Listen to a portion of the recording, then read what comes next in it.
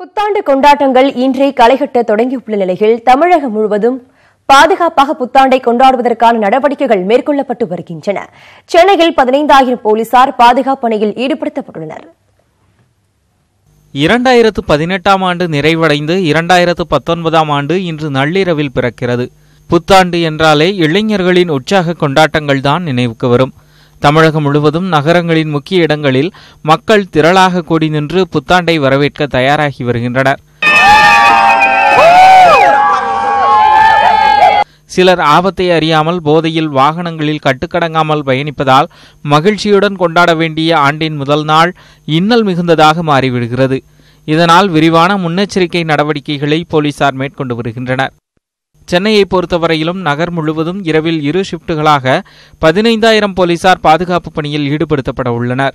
மெரினா உள்ளிட்ட மக்கள் கூடும் இடங்களில் கூடுதல் பார்க்கிங் பாதுகாப்பு வசதிகள் செய்யப்பட்டுள்ளன. மெரினா, பெசன்ட் நகர் கடற்கரை பகுதிகளில் போக்குவரத்தில் மாற்றம் செய்யப்பட்டுள்ளது. நகரம் முழுவதும் 368 இடங்களில் வாகன தணிக்கை குழுக்கள் பணியில் ஈடுபடுத்தப்பட உள்ளனர்.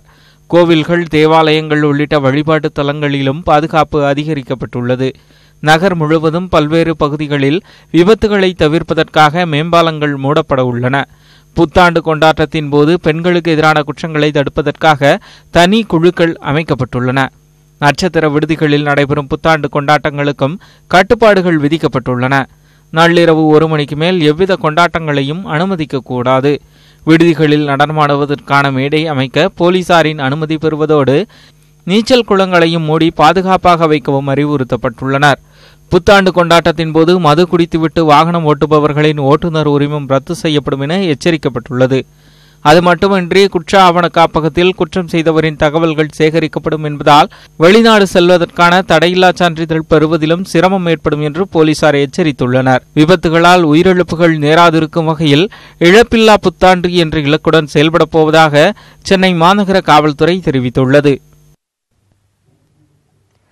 தமிழகம் முழுவதும் நாளை முதல் மறுசுழற்சி செய்ய இயலாத பிளாஸ்டிக் பொருட்களுக்கு தடை விதிக்கப்பட்டிருக்கும் நிலையில் பிளாஸ்டிக் பொருட்கள் உற்பத்தியாளர்கள் மற்றும் தொழிலாளர்களின் நிலைமை கேள்விக்குறியாகி உள்ளது. இது பற்றின ஒரு தொகுப்பை பார்க்கலாம்.